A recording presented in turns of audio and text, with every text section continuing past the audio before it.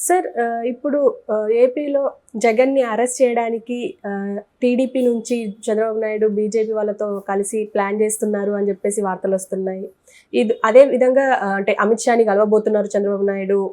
దీనికొక plan తీస్తున్నారు అని చెప్పేసి కూడా అంటున్నారు. ఎంతవరకు వాస్తవం అయ్యే అవకాశం ఉంది సార్? అంటే జగన్‌కి సంబంధించి రోజుకొక కథనం బయటకు వస్తూనే ఉంది. రకరకాల పద్ధతిలో వస్తుంది. అంటే కాంగ్రెస్‌లోకి జగన్ వైసీపీని విలీనం చేస్తాడని ఆ మధ్య అంతా వచ్చింది. ఆ తర్వాతేమో జగన్‌ని బీజేపీ టచ్ చేయదు. ఎందుకంటే జగన్‌కున్న 11 మంది రాజ్యసభ సభ్యులు బీజేపీకి అవసరం. ఎందుకంటే అక్కడ మినిమమ్ 113 ఉండాలి. 113 ఉండాలి. బీజేపీకి 101 ఉండాలి. ఎన్డీఏకి మొత్తం. అందువల్ల 12 మంది కావాలి. సో కాబట్టి జగన్ మీద ఆధారపడాలి కాబట్టి జగన్‌ని టచ్ చేయకపోవచ్చు అనేది ఒక వెర్షన్.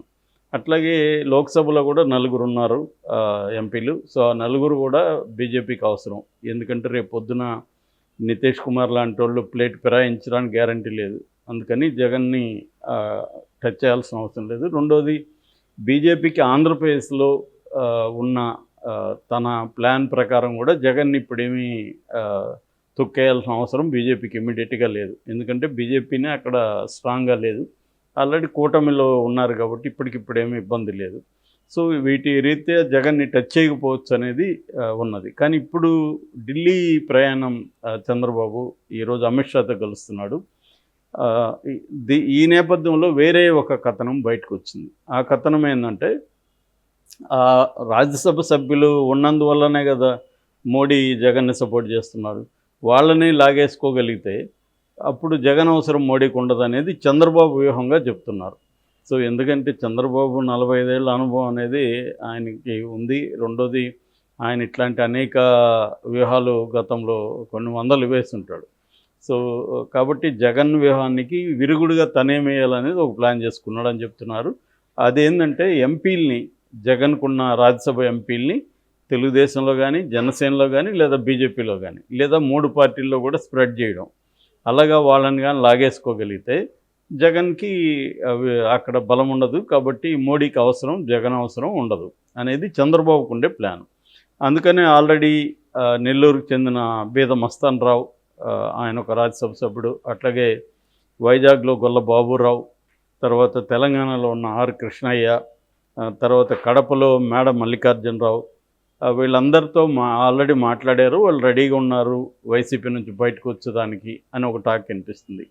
ఇంకా పరిమళ్ నత్వాని అంబానీ కోటాలో వచ్చారు. ఆయన ఎలాగూ బీజేపీ అకౌంట్కే వెళ్ళిపోతాడు. కాబట్టి ఇక్కడికే 5 మంది అయిపోయారు. సో ఇంకొక 2-3 లాగగలిగితే వీక్ అయిపోతుంది వైసీపీ. కాబట్టి ఇబ్బంది ఉండదు. ఎందుకంటే ఆల్రెడీ ఇక్కడ కేసీఆర్ 4 రాజ్యసభ సభ్యులను ఆఫర్ చేస్తున్నాడు. కవితని రిలీజ్ చేయగలిగితే మేము ఈ 4 పంపించడానికి బీజేపీలోకి పంపిస్తామని చెప్తున్నారు. ఎందుకంటే గతంలో కూడా చంద్రబాబు ఇదే విధంగా తన ఎంపీలని బీజేపీలోకి చేర్చి తను దాని నుంచి ప్రొటెక్షన్ తీసుకున్నాడు. ఇప్పుడు కూడా అదే పద్ధతిలో కేసీఆర్ కూడా ఆఫర్ చేస్తున్నాడు. అందుకనే ఇటు కేటీఆర్, అటు హరీష్ రావు గత 10 రోజుల నుంచి ఢిల్లీలో కూర్చొని మంత్రాలు చేస్తున్నారు. సో అదే పద్ధతిలో ఇప్పుడు చంద్రబాబు కూడా ఇటు నుంచి నరుకొస్తున్నాడు. సో ఇప్పటికే రెడీగా 5 మంది ఉన్నారు. ఇంకొక 2-3 లాగేసుకోగలిగితే ఈ 4 ఎలాగ ఉంటారు కాబట్టి ఎన్డీఏకి బిల్లులు పాస్ అవ్వడానికి ఇబ్బంది ఉండదు అనేది ఒక వెర్షన్. సో ఇది కానీ జరిగితే మోడీ గ్రీన్ సిగ్నల్ ఇచ్చే అవకాశం ఉంది అరెస్టుకు. ఎందుకంటే చంద్రబాబు ఈసారి ఎట్టి పరిస్థితుల్లో లోకేష్కి గ్రౌండ్ క్లియర్ చేసి పెట్టాలి ఆయనకి. ఎందుకంటే 80 years వస్తుంది నెక్స్ట్ ఎలక్షన్కి వచ్చేసరికి 2029కి. అప్పుడు లోకేష్ని సీఎం క్యాండిడేట్గా ప్రొజెక్ట్ చేయాల్సిన అవసరం చంద్రబాబుకు ఉంటుంది. ఇది జరగాలంటే జగన్ కానీ బయట ఉండి, జగన్ కానీ మళ్ళీ యాక్టివ్గా పాలిటిక్స్లో ఉంటే లోకేష్ ఖచ్చితంగా ఇబ్బంది. ఎందుకంటే లోకేష్ జగన్ ఎదుర్కొనే స్థాయి ఇంకా వచ్చిందా లేదా అనేది కన్ఫ్యూజన్లో ఉన్నారు పార్టీ. ఏదేమైనా చంద్రబాబుకి అయితే ఈక్వలెంట్గా లోకేష్కి ఇప్పుడు పనిచేయలేడు. సో కాబట్టి ఎందుకంటే చంద్రబాబే నానా కష్టాలు పడ్డాడు జగన్ ఎదుర్కోవడానికి. సో అందుకని జగన్ కానీ బయట ఉంటే, ఎందుకంటే అక్కడ ఆ మధ్య అయ్యన్న పాత్రుడి దగ్గర వచ్చిన డిస్కషన్ చూస్తే కూడా జగన్కి అంగబలం ఉంది, అర్ధబలం ఉంది. అంటే డబ్బులు ఉన్నాయి, మనుషులు ఉన్నారు, అతను వెనక ఒక కులం ఉంది, వ్యవస్థలో ఇంకా అతను మనుషులు ఉన్నారు. అతను చాలా స్ట్రాటజీలు వేయగలుగుతాడు. అతనికి క్రైమ్ అనేది కూడా కొత్త కాదు. రాయలసీమ ఫ్యాక్షన్ నుంచి వచ్చాడు. అతని మనుషులు తెలంగాణ గవర్నమెంట్లో కూడా ఉన్నారు. ఇటు కర్ణాటక గవర్నమెంట్లో కూడా అతని మనుషులు ఉన్నారు. గతంలో కూడా బీజేపీకి పెద్ద ఎత్తున చాలా రాష్ట్రాలకు ఫండ్ జగనే చేశాడు అంటున్నారు. ఆ విధంగా నేషనల్ వైడ్ కూడా బీజేపీ నాయకుల్లో కూడా కొంతమందికి జగన్ సపోర్ట్ చేసే అవకాశం ఉంది. ఇవన్నీ చూసి చంద్రబాబు ఏం ప్లాన్ చేస్తున్నాడంటే ఇప్పుడే దెబ్బ కొట్టాలి జగన్ను, లేకపోతే మళ్ళీ కష్టమవుతుంది. ఇప్పుడైతే ఈ 5 ఏళ్ళు తాను అధికారంలో ఉంటాడు, కేంద్రంలో కూడా తనకి పట్టు ఉంటుంది కాబట్టి ఇప్పుడు కానీ జగన్ని జైల్లో కన్విక్షన్ కానీ తీయించగలిగితే, ఎందుకంటే ఆల్రెడీ 10 ఏళ్ళుగా బెయిల్ మీద ఉన్నాడు. ఇప్పుడు ఆ కేసులు కోర్టులు కూడా వేగవంతం చేయమని చెప్పాయి. మొన్న హైకోర్టు కూడా సిబిఐ కోర్టుని ఈ కేసుల్ని రెగ్యులర్గా రోజువారీ విచారించమని కూడా ఆదేశించింది. కాబట్టి ఈ నేపథ్యంలో వాటిని త్వరగా ముందుకు తీసుకెళ్ళడం, అట్లాగే కొత్త కేసులు జగన్ మీద పెట్టడం, ఈ 2 ద్విముఖ వ్యూహాలతో చంద్రబాబు ముందుకెళ్తున్నాడు. అందుకని మనం చూస్తే గత కొంతకాలంగా శ్వేతపత్రాలు రిలీజ్ చేయడం అనేది చంద్రబాబు చేస్తున్నాడు. నిజానికి వాటికి పెద్ద జనంలో పెద్ద ఇది రిసెప్షన్ ఏం లేదు ఆ శ్వేతపత్రాలకి. కానీ చంద్రబాబుకు ఒక వ్యూహం ఉంది శ్వేతపత్రాన్ని. ఇప్పటివరకు ఏంటంటే పోలవరం మీద, అమరావతి మీద, తర్వాత విద్యుత్ రంగం మీద, లేటెస్ట్గా అటవీ, సహజ వనరులు, గనులు, వీటి మీద, అంటే ఈ ప్రతి రంగంలో జగన్ అవినీతికి పాల్పడ్డాడు, వైసీపీ నాయకులు అవినీతికి పాల్పడ్డారు, ఎక్కడెక్కడ ఎంతంత దుర్వినియోగం చేశారు, ఇవన్నీ డీటెయిల్గా చెప్తున్నారు. ఆయన పవర్ పాయింట్ పెట్టి మరి ప్రెస్ మీట్లో చెప్తున్నాడు.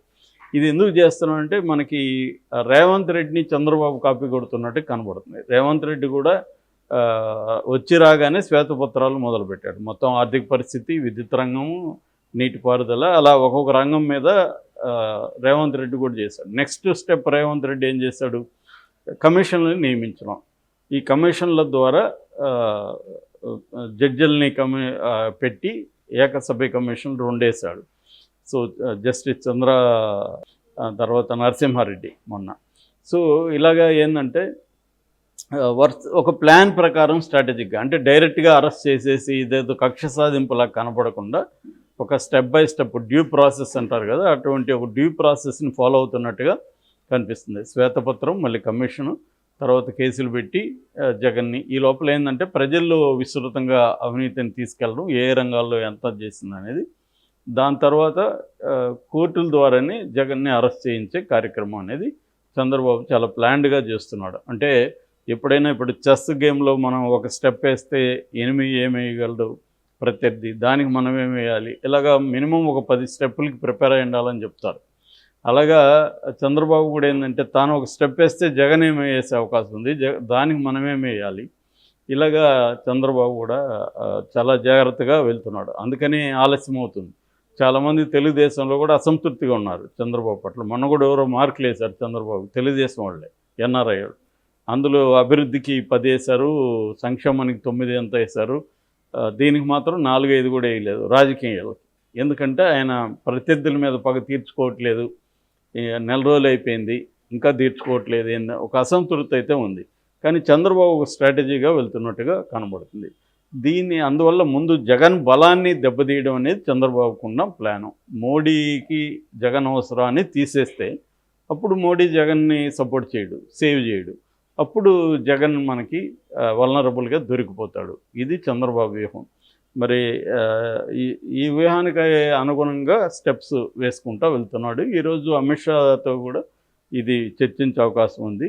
ఎందుకంటే మీకు కావాల్సిన రాజ్యసభ సభ్యులే కదా, వాళ్ళని నేను లాగేసుకుంటాను, సో అప్పుడు జగన్ మీకు అవసరం ఉండడు, సో కాబట్టి జగన్ని నాకు ఇచ్చేయండి అన్న పద్ధతిలో మాట్లాడుతున్నారు.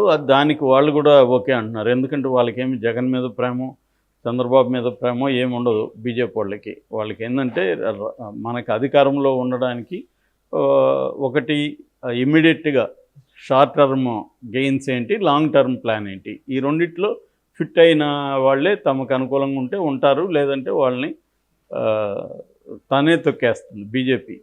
సో దానికి తన పర అనేది ఏమి లేదు బీజేపీ స్ట్రాటజీలు. తన పొత్తు పెట్టుకున్న పార్టీలను కూడా తొక్కేసి చీల్చేసి గందరగోళం చేసిన సందర్భాలు తమిళనాడులో ఉంది, మహారాష్ట్రలో ఉంది, అలాగే అనేక చోట్ల బీజేపీ చేసింది.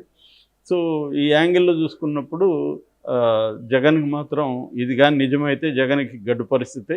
ఆల్రెడీ చాలామంది ఈ శ్వేతపత్రాల తర్వాత వైసీపీ వాళ్ళు ఎక్కువ ఢిల్లీకి క్యూ కడుతున్నారు అని కూడా అంటున్నారు. ఎందుకంటే వీళ్ళు వెళ్ళి వీళ్ళ ఈ కేసుల నుంచి రక్షించుకోవాలి కాబట్టి బీజేపీలో జాయిన్ అయిపోదామని ఢిల్లీకి ఎవరినో ఒకరిని పట్టుకొని ఢిల్లీకి వెళ్ళి అక్కడ ప్రయత్నాలు చేస్తున్నారని చెప్తున్నారు. ఆ రకంగా చేసినప్పుడు ఇటు పొలిటికల్గాను జగన్కి డ్యామేజ్ జరుగుతుంది, ఇటు లీగల్గా కూడా